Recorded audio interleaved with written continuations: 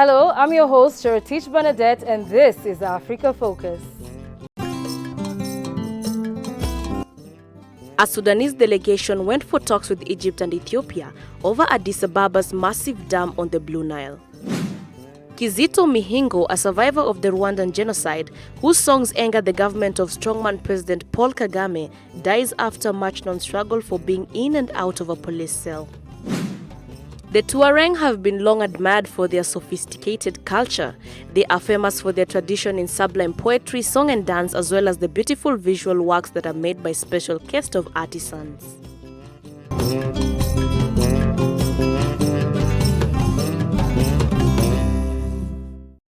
Let's take a look at the news that made the headlines this week around the continent. The president of Guinea-Bissau, Umaru Sissoco Embalo, and his new prime minister, Nuno Gomes Nabiam, introduced their new government at an inauguration ceremony. The political leadership of Guinea-Bissau has fractured since the second-round presidential vote in December saw an opposition leader beat the candidate of the long-ruling PAGC party. A bloc of West African countries called on Guinea-Bissau's army to remain neutral in the country's deepening political struggle, which has seen two presidents vying for power following a disputed runoff election in December. The 15-nation economic community of West African states, ECOWAS, said it firmly condemned the latest developments in the country, which it was following with great concern. Those developments include the successive investiture of two heads of state outside of legal and constitutional frameworks and the coexistence of two prime ministers. The political leadership of Guinea-Bissau has fractured since the second-round presidential vote in December. PAGC party has dominated political life since the former Portuguese colony won independence in 1974. But results from the National Electoral Commission showed PAGC's candidate Domingos Simoes Pereira won 46.5% of the runoff vote compared to the 53.55% of opposition leader Umaru Sissoco Embalo. Pereira denounced the results as fraudulent, and PAGC pushed for a recount of tally sheets, taking the case to the Supreme Court. However, the Supreme Court has not been able to settle the dispute, and a row has broken out between it and the election panel.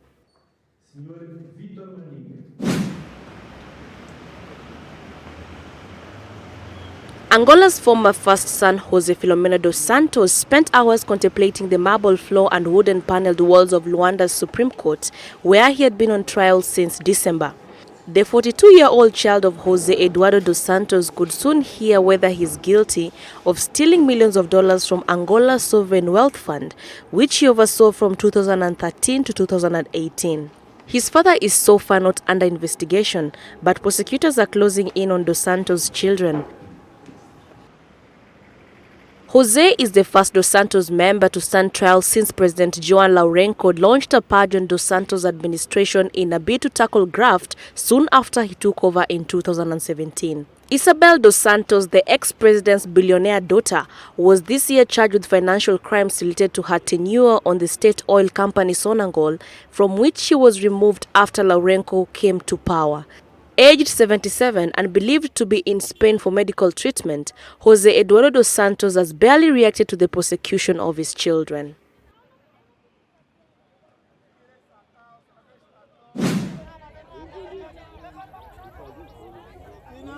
"25 people died when a bus rolled down on a steep embankment in South Africa's coastal Eastern Cape province. Reports indicate that the driver lost control of the bus, which subsequently rolled down a steep embankment, leaving 25 dead and approximately 62 injured. Unadi bin Kose said the bus was carrying over 80, mainly elderly people, to the town center in Butterworth. It was traveling on a gravel road when it overturned. The driver lost control of the vehicle and it rolled down a very steep embankment, said Bikose, adding that the driver figured among the dead. The crash was the deadliest accident in the province since 2015, when 35 people lost their lives. Binkose said checks would be carried out if the bus had been roadworthy, as it may be a contributing factor. Despite having one of the most developed road networks of the continent, South Africa has among the highest rates of road accidents in the region owing to speeding and poor maintenance of some vehicles and roads. The Road Traffic Management Corporation data shows over 14,000 people died in road crashes on South African roads in 2017. The newly set up Committee on National Emergency Response against the coronavirus outbreak said it would partner with county government in setting up treatment and quarantine centers in Kenya. According to the new Health CS Mutahi Kagwe, the government has set up mechanisms ready to combat the virus should need be. On its first meeting since its establishment on Friday last week, the National Emergency Response Committee today came out with a contingent of deliberations it has put in place in the event Kenya experiences its first case of a coronavirus attack. According to new Health Cabinet Secretary, who also doubles up as the chair of the committee, Mutahi Kagwe, the government has put in place measures that will see the country stay coronavirus-free. Among them is a partnership with the Council of Governors that will see the setting up of testing facilities in each of the 47 counties in the country. But if indeed we were to experience this disease in our nation, there is no guaranteeing that it's going to be in Nairobi. It could be in any part of Kenya, and therefore, in preparedness and also in fulfilling what the President asked us to do, in level 4 and level 5 hospitals. So between ourselves, the national government, and the Council of Governors, therefore the county governments, we are going to be coordinated so that activities within the counties can also be ready. We are going to establish emergency response units in each of the counties. The CS further noted that the committee has also enhanced surveillance in all Kenya's entry points and are monitoring all visitors coming into the country in a move that is aimed at keeping the virus at bay. He also reiterated that Kenya has the capacity to fully test the virus. And I wish to say that we are constantly working, and we have resolved on many issues of preparedness, on the matter of surveillance at the airports, and we have expanded that, not to be just surveillance at airports, but readiness across the country. With regards to Kenyan students trapped in Wuhan, China, a matter with which many Kenyans have raised endless concerns, the government says it is looking into possibilities of bringing them back home. But, we have not forgotten that we have got our students in China, particularly in Wuhan. We are going to keep supporting our students there. We are going to keep monitoring their progress. We are going to make sure that our students are not suffering just because they are not in our country. We have been supporting them. We are also going to send additional funds through the embassy. We are sending some 10 million shillings to them so that we can keep them in a state of happiness, and to know that we, not just as a government, these are our children. They are our children. We are parents too. And we feel for them, and we want to make sure that we are taking care of them as much as we can. The CS, however, categorically reminded Kenyans against sharing unverified information, noting that it is an offense according to the Kenyan law. Do not victimize nationals of other countries by pure speculation. The coronavirus has since its outbreak killed over 2,900 people, affecting over 87,000, with Nigeria reporting its first case over the weekend in Africa after Egypt. Martin Opio, Switch TV. Sokode, Togo's second largest city, was a key site of huge anti-government protests that shook the nation of 8 million people through 2017 and 2018. Now, with protests largely having fizzled out, residents of Sokode are calmly preparing to vote in the upcoming presidential election, even as the opposition continues to suffer from state repression. When Togolese President Faure Gnassingbe took to the stage for an election rally in the city of Sokode this month, the crowd chanted the campaign's popular chant phrase, "Knockout blow." It was a potent message in a city that was once at the heart of opposition to the Gnassingbe family, which has dominated the West African state for more than half a century. Through 2017 and 2018, huge protests rocked the nation of 8 million people as demonstrators demanded the incumbent, who took power in 2005 after the death of his strongman father, leave office. We are here to campaign. Right now, thank God the campaign is going smoothly. It's going well. There haven't been any incidents since we started. Sokode, Togo's second largest city, was the hotbed for the unrest, spearheaded by little-known local politician Tipi Achadam and his Pan-African National Party. Protesters blocked roads, torched police stations and attacked soldiers. The response from the authorities was fierce. At least 10 people were killed in Sokode alone. More than a year after the national-wide protest fizzled out, Nyasimbe's grip now appears as solid as ever. What happened? Okay, people were killed, people were injured, people were burning tires. This year, it's been quiet. Thank God, may it stay quiet like this. And above all, we must vote in peace and without demonstration. That's what I want. People were brought in on buses from surrounding villages for his rally in Sokode, and schools were closed for the day and students pushed to attend. New Mayor Oronyele insists peace has returned to his city for good. But in reality, Sokode is a city still under lockdown. Trucks filled with armed soldiers continually patrol the main streets, and residents complain of searches in their homes, beatings in the streets, and a nightly curfew. Compared to 2 years ago, it's better. 2 or 3 years ago, things weren't going well. If it's not going well, it's not going well for businesses either. The whole town of Togo is suffering. It's going to be fine. I hope so. The neighborhood of Palo Palo, one of the PNP's former strongholds, is surrounded by troops. Activists from the party, which drew a lot of the support from the mainly Muslim Tem ethnic, say a ruthless crackdown by security forces means they can now only meet in secret. Their leader Achadam has fled Togo and is currently hiding out in neighboring Ghana.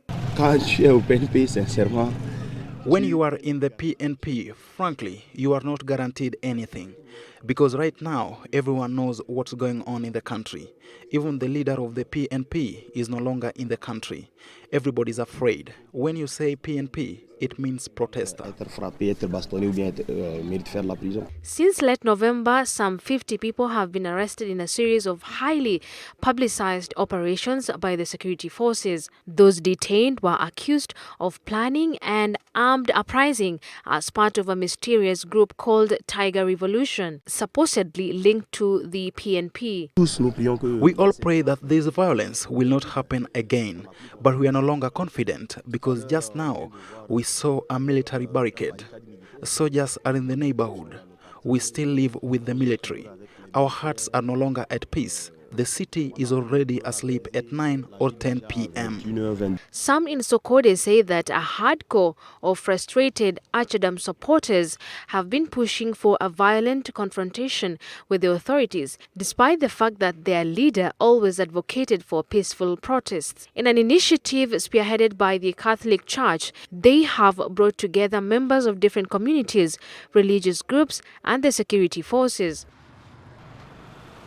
Tuaregs in northern Niger are hoping to draw tourists back to the region by putting their traditional dances, music, poetry, and camel races on display. Despite concerns about Islamic extremism throughout the Sahel region in West Africa, organizers recently hosted more than 1,000 visitors to a celebration of Air Festival in the northern Agdez region, a village in Niger's far north. The Tuareg have been long admired for their sophisticated culture. They are famous for their tradition of sublime poetry, song and dance, as well as beautiful visual works that are made by a special cast of artisans. They have been celebrating their culture with the hope of attracting tourists back to the region by putting their traditional dances, music and poetry and camel races on display.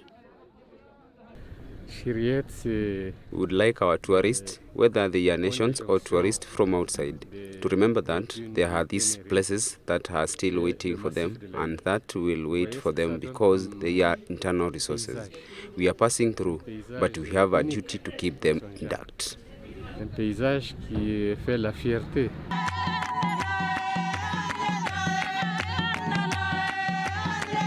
Since 2001, the gatherings have been held to celebrate the culture of the semi-nomadic Tuareg people. More than 2 million Tuaregs live in the Sahara Desert area, stretching across Niger, Mali, Burkina Faso, Algeria, and Tunisia. These are high points in the life of Nigerian nation in relation to the security context we are living in. There's no doubt that the Niger will continue to draw on its ancestral values in order to maintain a dynamic of development for peace, which is also a dynamic tourism development. However, the tourism has dwindled since the Tuareg rebellion, which lasted from 2007 to 2009, and from the spread of armed and extremist groups in the Sahel region.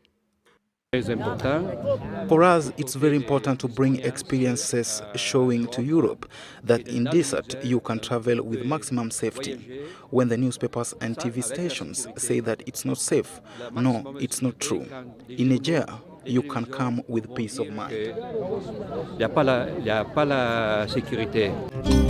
A Sudanese delegation went for talks with Egypt and Ethiopia over Addis Ababa's massive dam on the Blue Nile.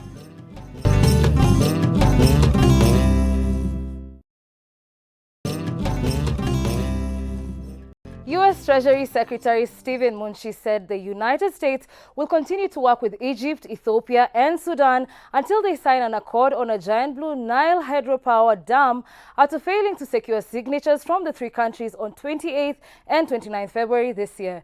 The three countries had expected to sign an agreement in Washington on the filing and operation of the $4 billion Grand Ethiopian Renaissance Dam, but Ethiopia skipped the meeting and only Egypt has initialed the deal thus far.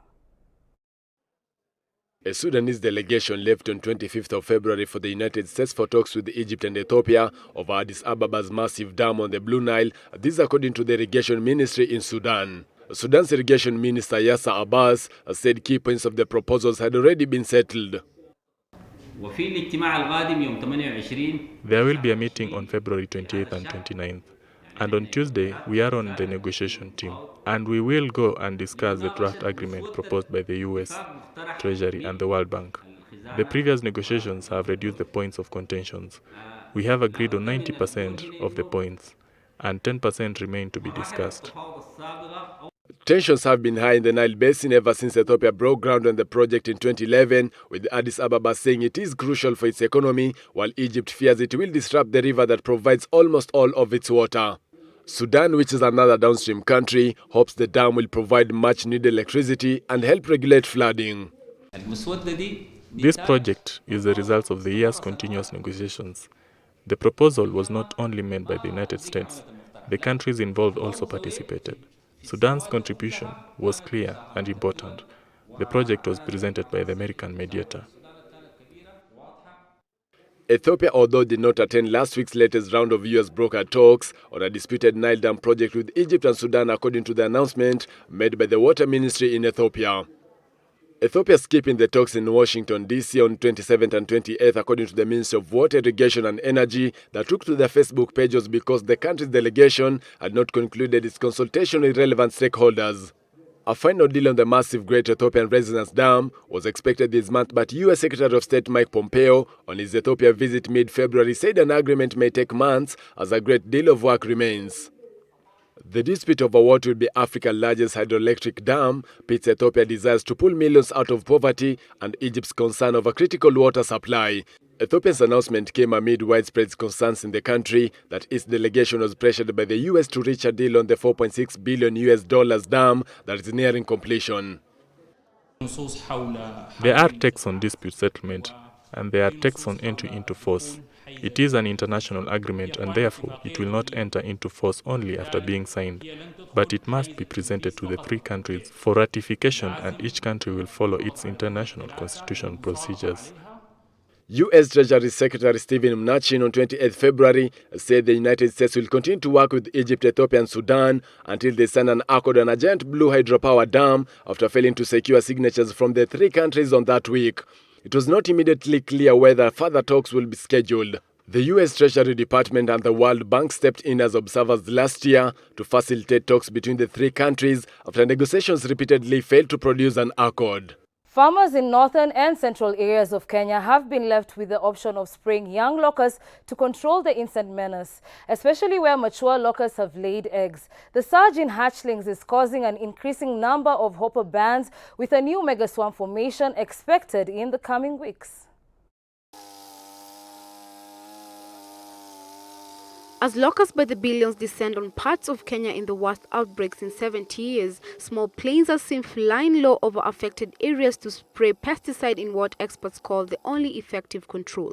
It's such challenging work, especially in remote areas where mobile phone signals are absent and ground crews cannot quickly communicate coordinates to flight teams.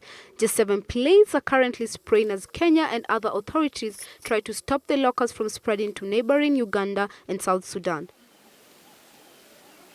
The United Nations say over 7.6 billion shillings is needed immediately to widen such efforts across East Africa. Experts warn that it is left unchecked, the number of locusts could grow by 500 times by June, when drier weather will help bring the outbreak under control. The finger-length locust swept into Kenya from Somalia and Ethiopia after unusual heavy rains in recent months, decimating crops in some areas and threatening millions of vulnerable people with a hunger crisis. Kwa saa hii tunaona hii vitu kidogo hii itakuja kudhuru sana. Itadhuru mali, hata mali haiwezi kula hapo mali iko. Na pia naye amemaliza nyasi. Pia hapa tukirudi nyuma yake utaona ardhi imeisha, matawi ya nyasi yote imeisha. Na mfugo haiwezi kula tena hapo. Kenya's agriculture minister has acknowledged that authorities weren't prepared for the scope of the infestation this year. That is said not to be surprising, considering it's been decades since the country's last comparable outbreak, UN officials says. Until the drier weather in June, more rain across the region is expected to bring fresh vegetation to fuel further waves of locust breeding. In a few weeks, we were tackling the locusts, the adult locusts. And currently we are targeting the hoppers, and because the locusts, when they passed here, they left a lot of eggs, and for the last 3 weeks there has been hatching. As the devastating locust invasion continues to spread in East Africa and a new wave of locusts is gathering, pesticide spraying seems the only possible option for Kenya for now, despite the possible risk to the environment. Clopyrifera, staphylobenzoron, and deltamethrin are the barbaric names of the chemicals which are the tools of battle to stem the locust invasion plaguing East Africa. We want to control the hoppers that are almost 100 times the adults that left the eggs. So that's big. That's how big the challenge is. Because if we were handling 20 million swamp, for example, now you say 20 million times 100, that's how big the problem will be. The locusts also are now headed towards the breadbasket of Kenya, Africa's second most populous country, in the nation's worst outbreak in 25 years. Stephanie Sumba, Switch TV. On Africa Focus, we love hearing from you. Interact with us on our social media pages at Switch TV Kenya on Twitter, Switch TV Kenya on Facebook, and remember, you can view this program along with our wide array of other programs on DSTV channel 268, on Azam TV channel 138, and Zuku channel 53. Thank you for keeping us company. Goodbye.